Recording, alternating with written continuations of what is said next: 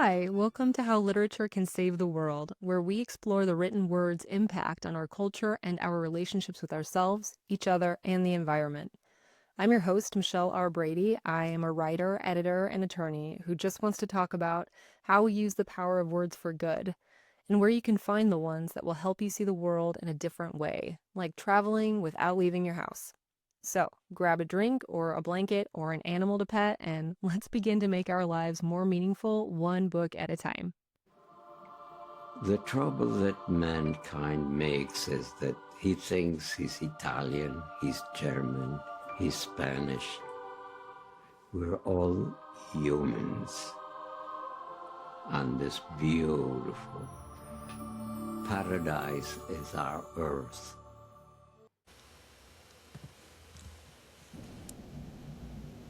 I am so excited to introduce Stacey Levine. Stacey is the author of the novel Mice 1961, which was a finalist for the 2025 Pulitzer Prize. And the Washington Post called it a rich and surprising country of curious hilarity, skewed lighting, awkward pratfalls, and ludicrous conversations, which I think is a really fun way to describe that book. She's also, yeah, yeah, Wow. yeah. She's also the author of The Girl with the Brown Fur, Tales and Stories, Frances Johnson, and My Horse and Other Stories. Stacey received a PEN USA Fiction Award, a Stranger Genius Literature Award, and other honors for her work. Her reviews in fiction have appeared in Tin House, Fence, Yeti, the Iowa Review, which has never accepted me, even though I'm from Iowa, Book Forum, and the Seattle Times. And of note to all of us, a collection of her recent and past short fiction is forthcoming, which I'm really excited about. So welcome. Okay, that's something to make. One day we will have your omnibus, and it will be probably pretty darn big, even with a lot of flash. The terms I've heard, short stories, flash fiction, microfiction, prose poetry. Oh, yeah. Yeah. I've asked somebody else this too, because I've always been curious about the difference between prose poetry and like microfiction. To me, they seem very similar, but I'm not a poet, so I assume you have better ideas about that. I don't know if I've ever clearly defined prose poetry. I mean, sometimes you feel it. You can feel something, even within a novel, you can feel a paragraph stands out for its I don't know, extra conciseness or like some kind of attention to the line. I like looking at writing just like, yes, the meaning, but the way it actually looks on the page. Like vowels have holes in them and there's more space. It's always good to have more space. Yeah. I like looking at things like that. You know, it's funny you say that too. Sorry, we are going to get to the main points of this, but I also interviewed a poet who actually pointed out to me that, you know, for a long time, poetry was oral, and so there was no need to have a different sort of structure visually. But now we get to see it in a way that, you know, you have even this other element of creativity involved that can further support whatever it is you're trying to say. And I think that's pretty cool, like that it's sort of evolved, you know? Michelle? I think it's really neat. Would you mind starting with, you know, a bit of your writing and reading journey, whatever you think is appropriate to discuss, or wherever you're led. This isn't a normal podcast. This is a podcast where we spend a lot of time talking about things that shape us, and anything that you'd want to say that has shaped you, I would love to hear. It's a podcast about how people popped up where they are, how people got there. Yeah, how people got there, and how we could all emulate those paths in a way, you know, maybe not the same story, but I don't know. Yeah, it's so funny how everyone finds their own little roots, and it also depends where you live and who you meet, and writing who your network is. I think it depends on that, and it always seems it can seem like something when something positive happens among many negative things or many bummers. it can seem like it was just ordained, and that is a very curious illusion to have. It could just seem like it was meant to be. Yeah. Anyway, I think writing can save your life. I think it can keep you holding on to something. And I experienced that at a pretty young age, and then experienced writing grounding me, the act of writing on a page like by hand, grounding me and making me feel better and making me able to feel better and more centered, or whatever you would call it, and do other things that I needed to do besides writing. So that happened for me, and then I wound up having such a good time at it that I just kept with it. Like you couldn't stop. You were just like, this is what's happening now. Sometimes I will plan to write, but it's so fun to not write that it never happened. That day it doesn't happen because there were all these yummy things to do that day. Yeah, no, I completely understand that. My own personal, I don't know, program is sort of like, if I feel like writing, I write, and if I don't worry about it. I don't worry about it. And sort of like Stephen King says, just read and live your life, and see what happens. What?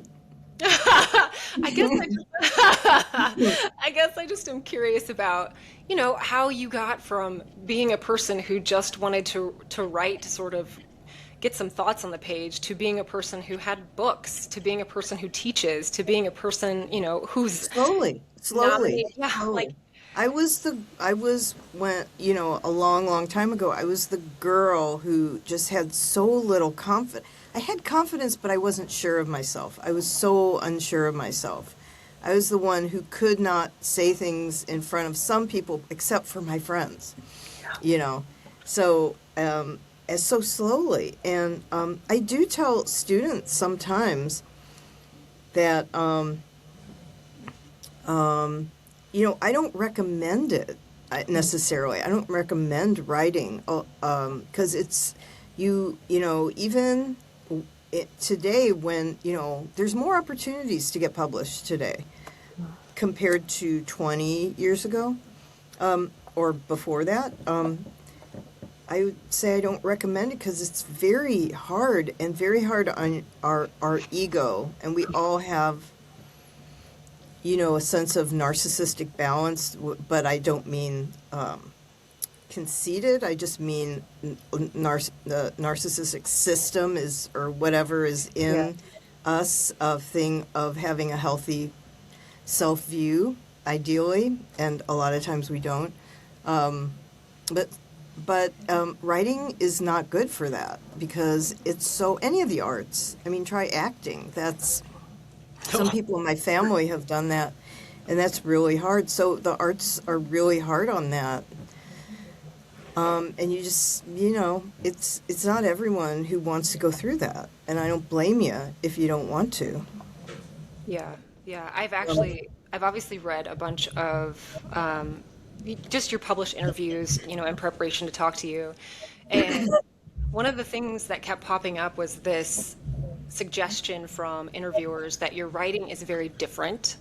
In different ways they've said this. I feel like that was a theme I caught, is different from other authors. And it really struck me as an odd thing to say, but it happened a lot. And so I wanted to know what you thought about that. Well, yeah. Like, do you feel like you're writing? I mean, I don't even know exactly what that means, but Right, because different from what? Different to which writing? Yeah, I don't know. and does that affect your, like, the idea? I mean, I feel like you must have such highs and then lows too. I get rejected every day from stuff. Mhm. Yeah. Yeah. Yeah, it's just, I do have that, but I somehow, and this is separate from writing, I just have a high tolerance for so much BS. sadly. I do Happens. have a high tolerance for it, or it bothers me for a while, but it goes away. Yeah. Yeah. Like, because people will misspeak a lot when they're around somebody who's doing something they want to do. I'm sure I've done it, Yeah. but it's raw. It's a raw experience, and it's hard. Mm, what do they mean? I think I Well, it don't was know. obviously complimentary. Hmm. It just seemed like, I don't know, like maybe because you were published from a small press and so they were willing to take more risks, or maybe Oh, because their editorial touch was lighter than a big press, or maybe you could I don't, say that. is it? I don't You could know. I say don't that. know My anything. my first couple of books were with a press that's gone now, but was really great. Sun and Moon from Los Angeles, and they morphed into Green Integer, which is kind of still there, and they're still selling books, and they sell the old Sun and Moon titles on the Green Integer site, and they publish a lot of world authors. So I was really in translation, I was really thrilled to be I love that. on that list. But it's hard to run a small press, and yeah, those two books weren't edited in the least, not at all. So the guy at Verse Chorus was really surprised when he heard that. It's like, oh, okay, maybe we should get an editor. But yeah, no, no, and and those kind of things you just put up with, or maybe I didn't even know enough to put up with that because I didn't need to put up with it because I didn't know any better. Yeah. But they were not edited, so Maybe that's what makes them good, right? Like maybe having less people touch something makes it more your voice. well, the story of Emily Dickinson's editorial I don't know. Tell me. people, like when her poems were first published, and well, it was one editor who really regularized them and made them more normal. And then someone else would know more about this, but I don't really know who that was, if it was Johnson or not, but whoever put them out first took out the dashes, which are just so integral to her writing. So, and did other things and added commas and all kinds of stuff where she was messing with convention. So that's something I've enjoyed doing, is messing with Yeah, you do that. convention. But I have a pretty peculiar family so, of origin, so maybe certain things or are new that I'm saying are not new to me, but are new to certain readers. So, some of the things that we kind of talked about briefly, basically, but some of the themes in your work that I have found, I'm just saying, speaking for me, I'm no Okay. critic, include, feeling and living a kind of benign, accepted powerlessness, like we talked about with Francis Johnson, and is it Draw or Dre? Draw. Draw and Anne Mice 1961 as well. For me, the idea of being an unseen outsider, watching other people and trying to follow the rules of society, even where the context shows us how ridiculous belonging and rule following can be. And I guess, recently I've personally found these themes to be really on point in our American lives, as we go, like I put my kid on a bus, I get my kid off the bus, neighbors are, being kidnapped. Our country is committing at this point several probable war crimes.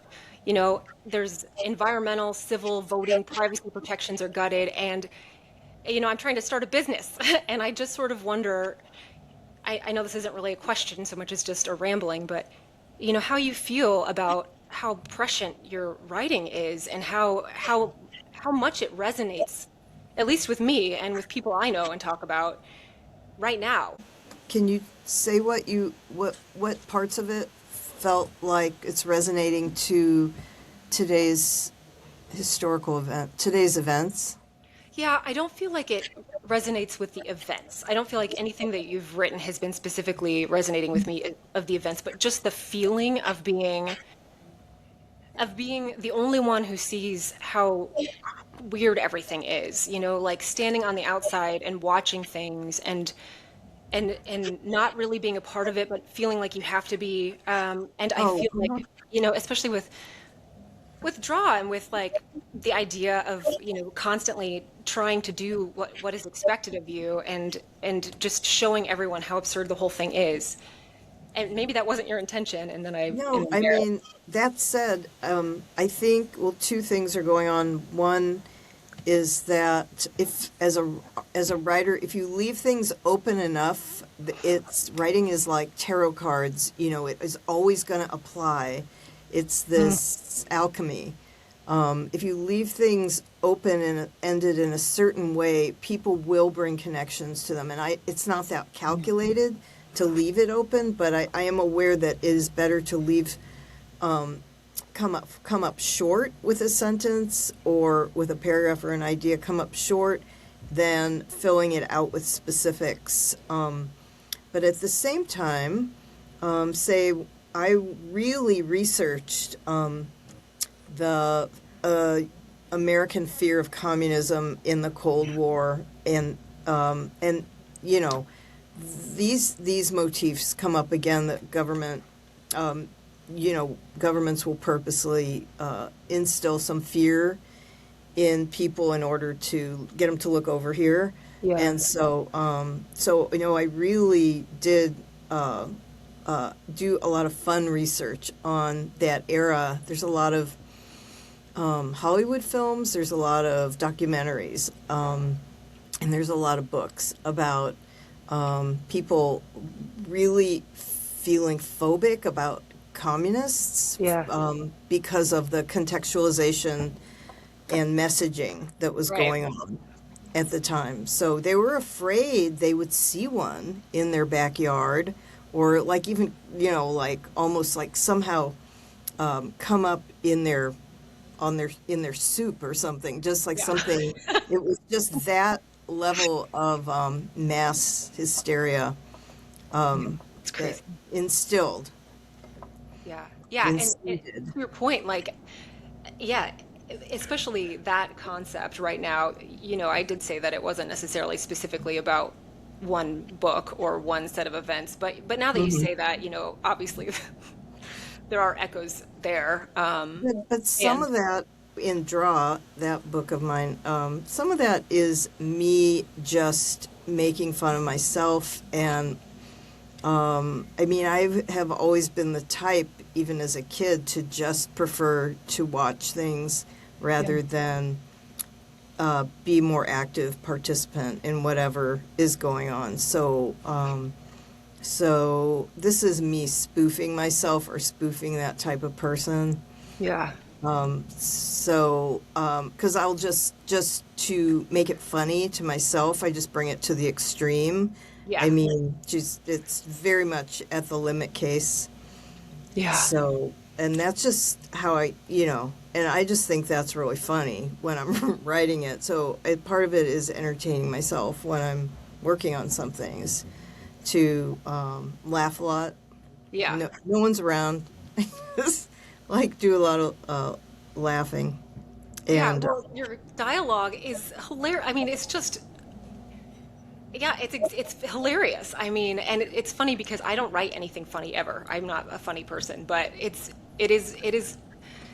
nice to read something that makes you think, but can also kind of make you just take a break and like laugh at yourself as well. Like not you, but like at myself as I well. think I'm sort of a phrase hunter, and a lot of those things are, like I will hear someone say something and I just harvest all kinds of stuff and repurpose them in, like, my friends at where I teach, we're walking up the stairs. Now we argue, is it walking up the stairs or walking down the stairs? But it's like, and so said to Greg, said to Johnny said to Greg, why are you behind me? And Greg said, I'm behind you because you're in front of me. And I was, oh, I'm going to use that perfect. word. I've got Can I that. use that? What are you talking about? Yeah, but later I'm sure they would remember even if you didn't. He does. One of them does. Yeah. Yeah. Yeah, that's awesome. Okay, but back on track. So I do want to talk about the Pulitzer because it's kind of crazy. And okay, so here's my understanding of how the whole process works. A group of judges, I don't even exactly know how many, pick 5. five, oh, only five. Wow. I Okay, think so.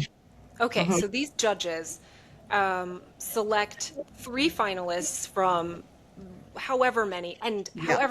who even knows how many books are It submitted? was, I want to say something like 400, but I'm not sure. Okay, that's crazy. Okay, so they select three finalists, and then they send those to the board, who picks one of them as the winner. But that isn't what happened last year. So would you mind kind of recapping?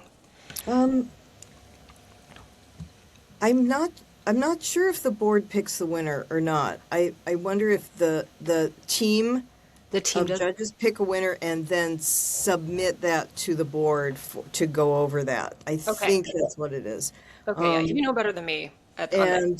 And and I mean, from my point of view, I was they they don't tell you. They just rely on word of mouth to have you learn of it. So I as a finalist didn't found out from some friend on Facebook, and Why don't then they tell you? I don't know. It's fine, and they just told me that who the finalists were and who the winner was, and I was very thrilled for that to happen, and I still am. Yeah. Then there was the next day, someone from the New York Times messaged me and asked me what I thought of a certain article. It might have been in LitHub, but I'm not sure. And it was a guy saying, what's up with this? Why did a guy, a male who has won the Pulitzer Prize for fiction beforehand, has won numerous awards, why did, it's just, he said, oh, it's fishy that they would pick a man to win. And what happened? What could have happened? Well, no one's going to know what happened because the committee does not divulge what happened When they talk in about the it. in the committee ever. So we don't know. And so he was alleging that there was some anti-feminism happening. The problem with that is, I mean, I could believe that, but the problem is there's just no evidence. We have no one's talking, no one will talk, and you just you can't just make stuff up, Right. And he was kind of ranting about it, and so they asked me what I thought about it, and I read the article, and I said, "Can I get back to you because I have not had any sleep, Yeah. and it was such an exciting day." And I just wrote back, I think Drew Broussard is being a little baby because Funny. I mean, look at the big picture. This is when in 2020, okay, it was a year ago. So there was all kinds of talk. There's all kinds of censorship talk. They're defunding the NEA. They're actively, at the time, denouncing black authors and black art, and it was a crazy, chaotic time, as if this is not today. But I just said, just I don't think, I think it's counterproductive to to speculate about what might have happened on the panel of some arts contest. It's like we have Yeah. bigger things to think about and to strategize against. So that's what I said. But they printed some of that, some of what I said. Yeah. And Yeah. so, you know, I was, but I was really thrilled, and like I said, and I didn't know personally anyone on the committee. I don't know everyone who was on it, but I know Jonathan Lethem was on it, and that woman who is everywhere doing everything, Merve, um, she's amazing. She's a Turkish American woman who teaches at Princeton, I think. She's just she's amazing. But I've never met these people. I don't know them. I've never communicated with them, Yeah. and I think there was some appeal apparently that I was not in New York or on the East Coast, and I wrote a book about what. I just think that this is crazy. Like to your point about, yeah, I mean, so that you weren't on the East Coast. Oh, not for the contest, not Oh, for okay. the Pulitzer. Sorry, not I'm Okay. blending. I'm connecting things, but later I talked to some editors at Echo and a couple other publishing houses, and that was of interest to them. That I'm from Seattle, and I sort of came up in the arts community during the grunge era and knew some of those people and blah blah. So that was of huge interest to them. They were just like, it's like looking at a those bugs called a walking stick. Oh, yeah. It was like they We were have one looking in a bell jar somewhere in this room. out. Are they called not a praying mantis, but a walking stick? No, I know what Yeah, you it's mean, like yeah. they were kind of moving their head around and looking at me like I was a walking stick. Okay. How Right. amazing. What a strange entity that does not live in New York, New Jersey, How did you Philly. become? Yeah, and you speak English. Wow. Yeah. But no, I mean, but I was just saying there was no nepotism or anything like that. I didn't know of any, and I think part of it, honestly, was the publisher, Steve Connell, his amazing design of the book, and it's attention-grabbing cover. And It is. It is a good we cover. both chose the image on the cover, but he chose the way to frame it and the color cover and the cover color and all that. So Yeah. he did a great job. I think and he wrote all the promotional copy. I think all of those tiny little things come together to matter. It creates a release as a package. So Yeah. yeah. Yeah, that's a good point. But I do have to backtrack. So for people who don't know, essentially three authors that were women or are women, their books were chosen by the preliminary group and then sent up to the final group, however they're called. And the final group, instead of choosing any of those three, chose Percival Everett's book, James. But the committee did not choose Percival. Okay, right. It Yes, was right. the board. The board Right. said, if you can't. So I think it was a tie. I think they could not come up, and I don't know for sure, but I think it was a tie that they couldn't come up with a winner out of the three women, or maybe some other reason. But they sent a question to the board, and you can look at the bylaws of the Pulitzer Prizes and figure out, kind of more what happened. And then the board came back with, okay, you can't. You haven't decided on a winner, or I don't know if they said that, or maybe we don't like this winner. I don't know. So we're gonna bring this person in, and this can be the recipient this year. Yeah. And question. yeah, exactly. That's perfect. And what the New York Times wrote for your I'm just going to quote this because I thought it was really interesting. This is the article that Stacey was just referring to. They said Levine was dismissive of speculation over this year's fiction machinations, noting in an email that at a moment when diversity initiates and public funding for the arts are at risk, the Pulitzer Prize stands for integrity, a quality worth celebrating. End quote. Percival's book is so important in this regard, Levine wrote in an email. Okay, a quote again. Is this really the time for us to fuss about what might or might not be gender politics in a literary contest? And I just wanted to read that because I thought, man, I don't think that I would have had the, grace to say something as true. It's true, but it's also very generous. And I was just very impressed with that whole statement. Well, I had to call in sick that day because I couldn't think.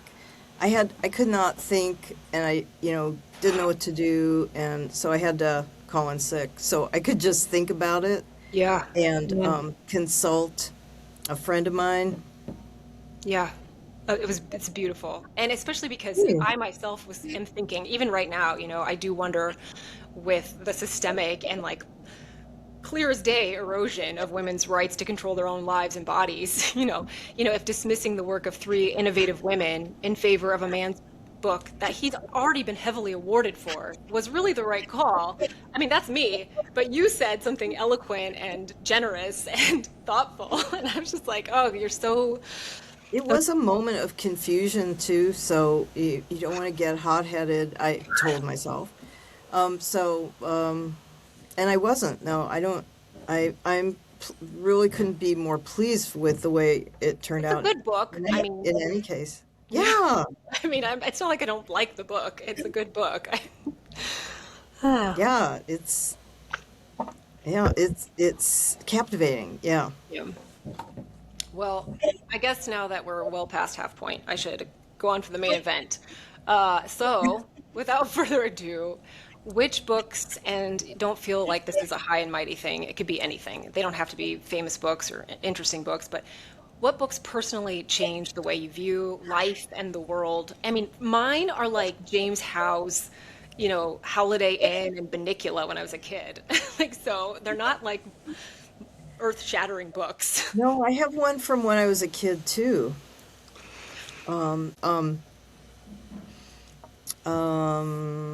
Okay, here's what I put, and I went sort of in my own personal chronology. See, elementary school book, Harriet the Spy, set in New York City's East End, and why that was important to me when I was in grade school.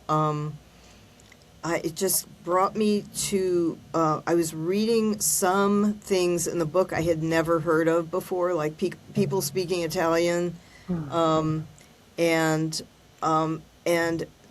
presenting them to me unapologetically, like not hand holding, just these things. I had no idea what they were, and you just, as a reader, you might be confused. Oh, horrors, like, so what?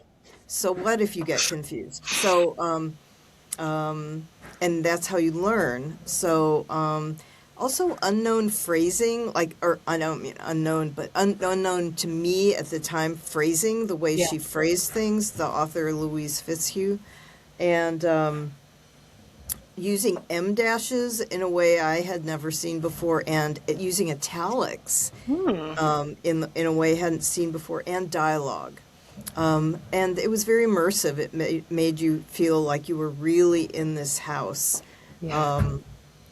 And so that was important to me, that novel. And I really never read any of her other novels. I know she had a sequel to it, but I'm sure it wasn't as good because nothing was, that was just an inspired, wonderful little novel for I don't know, I guess today you'd call it a young adult novel. Wait, so are you the kind of person who doesn't want to read the next book because you don't want to be disappointed?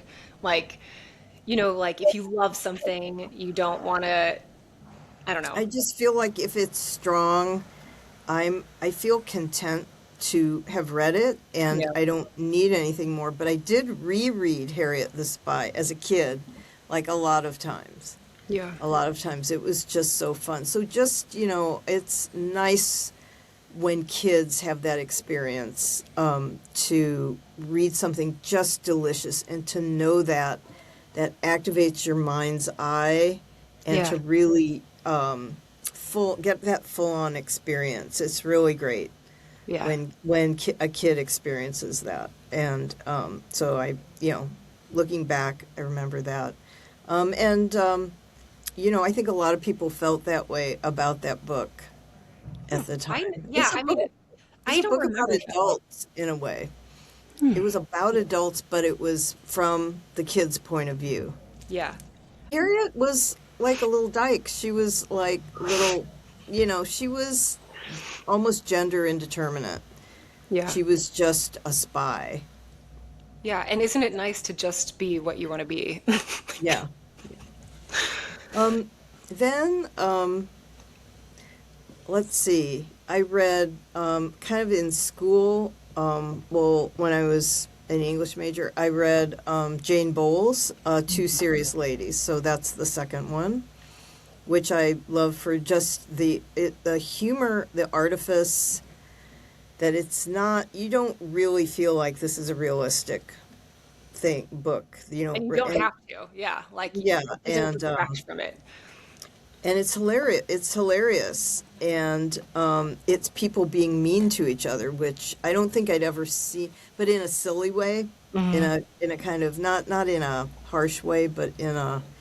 There is the moment when Miss Gehring or whatever her name was, like she's mad at a man on a train, and she wraps him on the shin with her umbrella.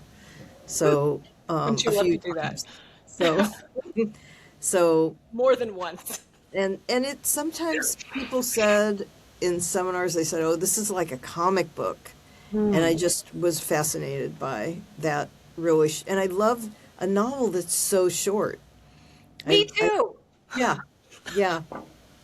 I mean, I'd never really seen that before because it breaks the convention that a novel must be a thick Yeah. thing, a Yeah. thick block-like serious thing, and Yeah. I like the way it was, different than that. Also, Barbara Cummins, I think it's Coumyns, a British writer, 20th century, Who Was Changed and Who Was Dead. I found that book really unusually beautiful. It's about Cool people title. living in a rural area, and just the way it captures the plant kingdom specifically, really I have to write this down. stellar, really amazing.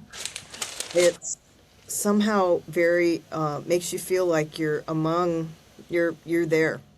I love that. I think that book kind of shows us how humans are just one life form among many. That was a feeling I got from it.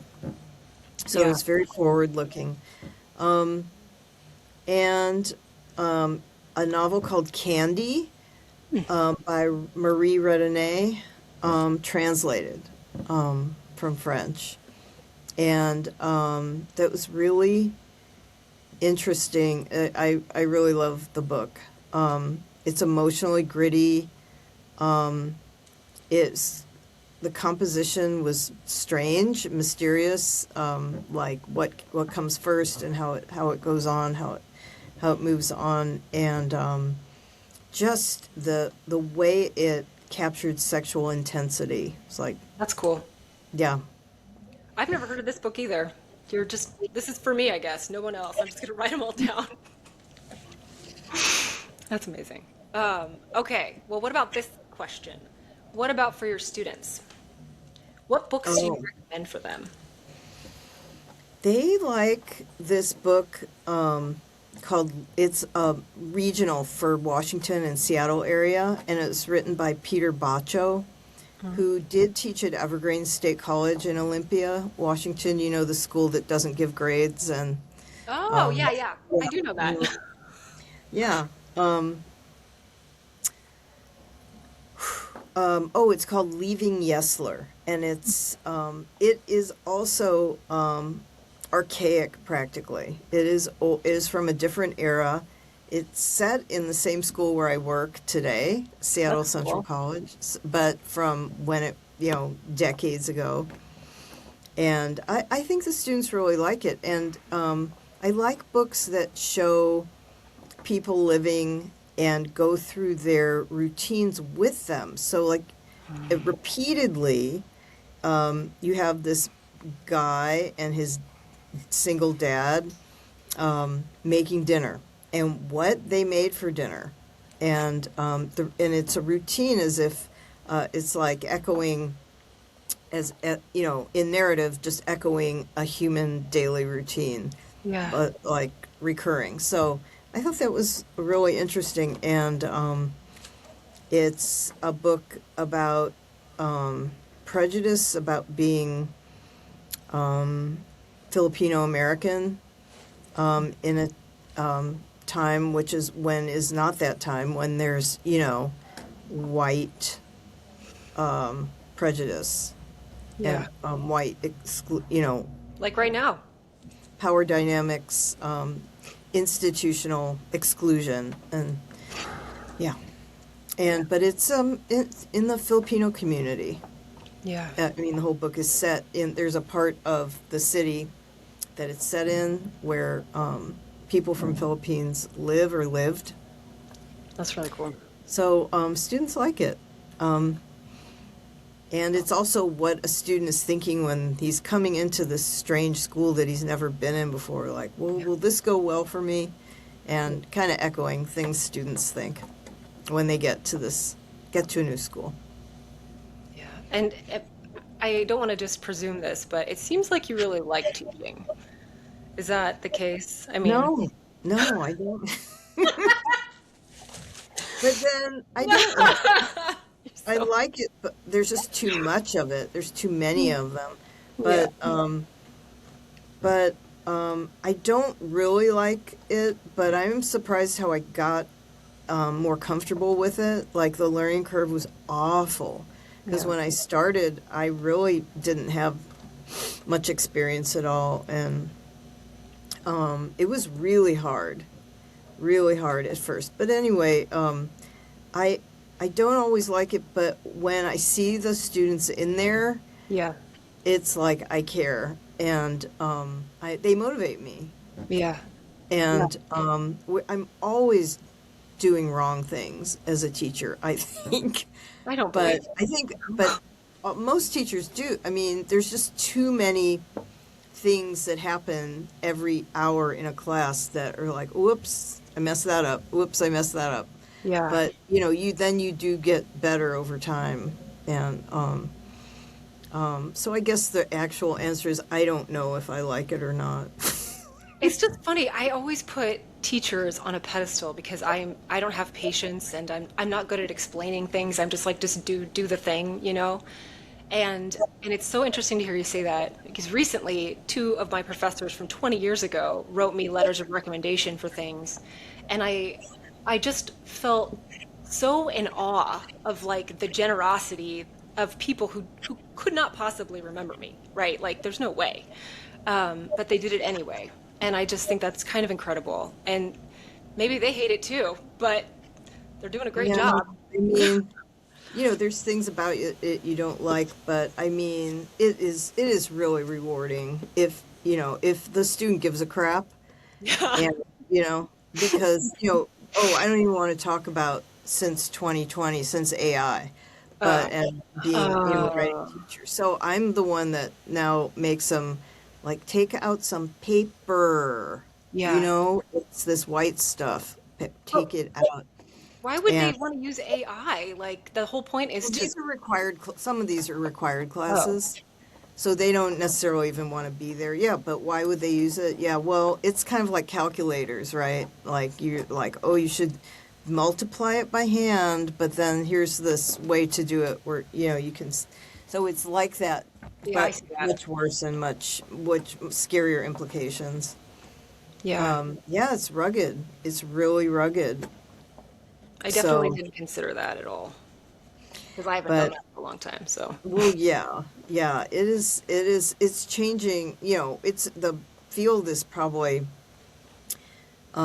in the midst right now of completely changing over, and you know, maybe it will become like a specialized topic because people think they don't need to write anymore, and maybe they don't. I don't ask me. but they need to know how to think, and that's part of It's just, thinking. but the thing is, when you read AI output to an assignment, you can just feel its Soulless. venom. Yeah, you just feel it. You feel its grotesqueness. Yeah. So it's a bad vibe.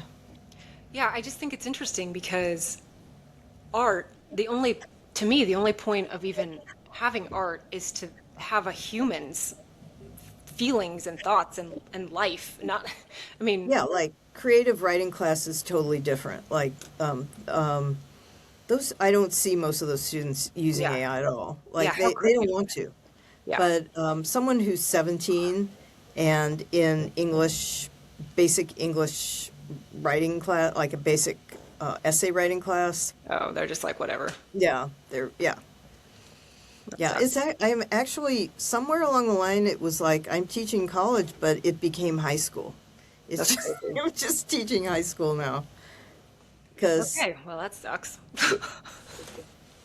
in this state they have a program where high school juniors and seniors can come to college, get college credit on the state's ticket. Yeah, that's cool. So it's good. So it's I think it's because of them that, but it's like half of them and half of like sometimes of grandfathers in the class. So Yeah. or elders of so elders of any age. so so um, so they're all just mixed together. Have them work in groups together. That's kind of cool. Yeah, they're definitely going to get something from each other. Once I was telling the students, like, I get off on these tangents. I said, what about, because the holidays were coming up, like, don't get in a car crash while you're drinking. Like, how about, what if you say four and no more? Four and no more. What do you think of that? What do you think of that, Donnie? Four and no more. Could you do that? And they were like, I don't know what you're talking about. I'm 15. I was like, you're 15. Why are you here? Why are you in here? I don't know. I don't know. I know you're short, but why are you 15 and you're here? And you've been here for weeks? Oh my God, you're so What? funny. Oh, it's killing me. Uh, about like when you think it's going to be re-released. Oh, that. Yeah. That is, so that novel, Mice, 1961, will be republished by Echo in May, so in a couple months from now. So is Echo just kind of making money off of what you've already done? Like, okay, Well, we can we it can take was. that out. You're pointing out something true that they got something like non-labor intensive. They got this manuscript. They paid for it, but they got this manuscript that already was edited by someone amazing. Already has a cover. Already, nothing has to be done to it. So that was like very easy. They could do it lying down. Yeah. They send that to get printed lying down, but they're changing the cover color, which Why? I think it will be pretty. It's a pretty lime green. They called it acid green. So emerald green. I'm glad it's not emerald green. I Sorry, like the but yellow. I'm glad that I'm gonna yeah, have a yellow copy, and so that you want later a green people will copy? know. It's like candy. You Like, want a green you copy? know? So they're gonna, and that will be paperback, and you know, they are really nice people that work in there, and they answer to faceless people who move numbers around. So it's okay, whatever. Yeah. But they will be able to distribute it Yeah. and maybe find more readers for it. I mean, your sales have got to be great. I don't Like, know. I mean, not really. I just don't understand because whenever I see a finalist or a list for any prize, I just go buy all of them and read them. And I'd already known about your work, but it would be one thing. Like if I hadn't, I would still go just buy it. Like Hmm. that's, is that not what? It's mysterious to me who buys books. I've had a lot of really amazing one-line reviews on Amazon for that book that say things like horrible. And I see what I do is I read these to my cousin and we laugh. One of Oh them said God. low quality plot and low quality writing. What? Yeah, so it's people who haven't read literary fiction and they've Yeah. read other kinds of fiction. So and one said I couldn't wait for it to be over. And why keep reading it? I don't, But that's the no point. one's She did. making She you. did keep reading it. She did read it. I couldn't. Yeah, I was hoping for ones to be kind of like a counterpoint to the. But I like. But what's a low quality plot? Where's the farm? Where's the farm where they make high quality plots with really good quality fabric and stuff like that. Yeah, well, guess what? Apparently, Save the Cat is like a thing that we all have to try to make our books into now. They're like, Oh, well, does this meet the beat points for Save the Cat? And I'm like, this is a story. It just is, it is. I don't know what Save the Cat is. Is that an exercise? It's like a, it's like this I have system of heard of. writing fiction, and it's pretty famous, I guess now, but Yeah. basically it's just like a three-act setup. Oh, is it the three act? Yeah, but it has The like very specific things you got to do. mm-hmm. That apparently Mm-hmm. I don't know how to do that, but That's very, like, is it based in, I guess somebody has called that conflict theory? Is it, ah, is it I learned based, about this in my master's of law. I uh, don't is know if that would count. It's like the it, hero's journey, except for with like more specifics. mm-hmm. I mean, there was that model of looking at fiction like man versus nature, Yeah, man versus, what was elephant. the other? Elephants? That's the next one. Yeah, Man versus. So this is, it's very narrow lens, very yeah, narrow lens. It's not about conflict instead of, uh, cooperation or smoothness. yeah, yeah. Yeah. So it is what So it is, but it's not what life is. Yeah. So, but but you did have a great point, which is that it is easier to get published. I mean, hell, you can just publish your book if you want by yourself, and then if people want to read it, they can read it. But the problem is now there's so much competition. It's hard to find stuff. hard to find stuff. And oh, Yeah. I do have a question for you though on that front. Not that this is a huge deal, but is it better for us to sell, original press like voice chorus Oh, or like echo, right? Like what is better? yeah.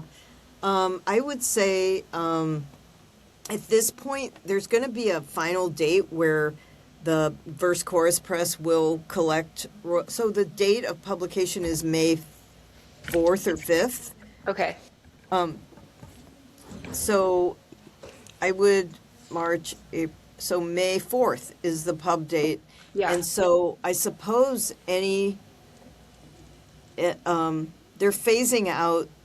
I don't really know what they're doing, but he's phasing out that he's collecting money for selling those. So I think it would be buying the green book, the But green what about version. your other books then? We can't still get that? We can't get them? Any of them. You should be able to get all of them except my very first book, the collection, My Okay. Horse. Oh, But all of them. And in keeping with Mice being reissued, so he redesigned the cover of Francis Johnson and Draw so that they kind of match. He's putting like they have okay. colors, I do more like that. I colorful. like that. Yeah, and so he's kind of making him look a little more unified with the Mice book, that he also put out. So he's reissuing those. So yeah, I would say I would say buying the Echo version would be better. Okay. And they also are doing an audiobook, and they Are you doing it? no, I they only hire professional actors, so but they sent me voice clips of some of them, like who do you want? Because there's so many characters, right? But they can only hire two actors, because so I eliminated like the pipsqueaky sounding actress, and but then the other ones were all great.